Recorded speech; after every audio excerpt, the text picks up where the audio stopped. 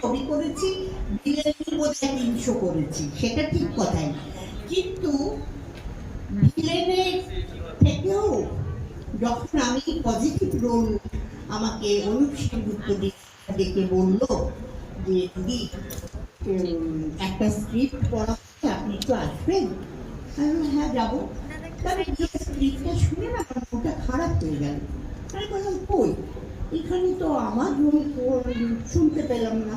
তো অনুপের কাছে গিয়ে বললাম, অনুপ আমার কি রোল এখানে? বললো কেন মা? মা আমাকে দেবে? বললো হ্যাঁ, সেখানেই তো আপনি প্রমাণ করবেন যে আপনি কত বড় অভিনেত্রী।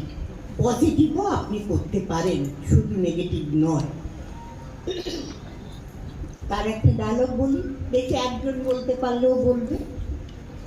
বলা বলে আমি